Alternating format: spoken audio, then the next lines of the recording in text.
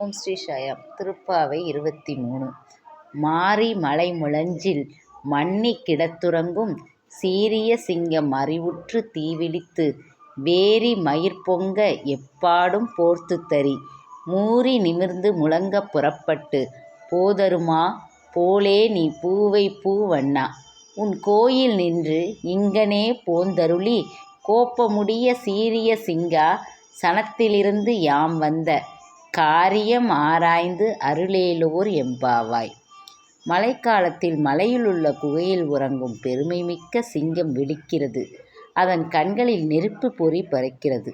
நாற்புறமும் நடமாடி பிடரி மயிரை சிரித்து பெருமையுடன் நிமிர்ந்து கர்ஜனையுடன் வெளியே கிளம்புகிறது.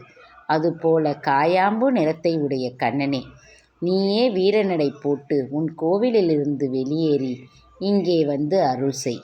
வேலைப்பாடுகளைக் கொண்டு மிகச்சிறந்த சிம்மாசனத்தில் அமர்ந்து நாங்கள் எதற்காக இங்கே வந்தோம் என்பதை அறிந்து இந்த கோரிக்கையை பரிசீலனை செய்து நிறைவேற்றி அருள வேண்டுகிறோம்.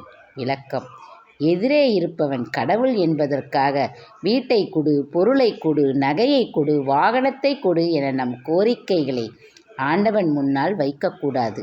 அவை நமக்கு அமைய வேண்டும் என்று விதி இருந்தால் நம் உழைப்பை பொறுத்து அவை இறைவனால் நமக்கு தரப்பட்டு விடும். எனவே நியாயமான கோரிக்கைகளையே இறைவனிடம் சொல்ல வேண்டும். அதைத்தான் ஆயர்குல பெண்கள் நாங்கள் கேட்பது நியாயம் என தெரிந்தால் மட்டும் அதை கொடு என கேட்கிறார்கள். அவர்கள் கேட்டது என்ன? அந்த கண்ணனையே கேட்டார்கள். அவனோடு கலந்துவிட்டால் சோறு எதற்கு, வாகனம் எதற்கு, இதர வசதிகள் எதற்கு? அதற்கெல்லாம் மேலான பேரின்பம் அல்லவா கிடைக்கும். அதனால் அவனை கேட்டார்கள் ஆயர்குல பெண்கள்.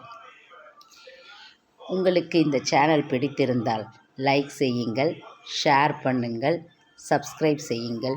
மீண்டும் நாளை திருப்பாவை பாசுரம் 24உடன்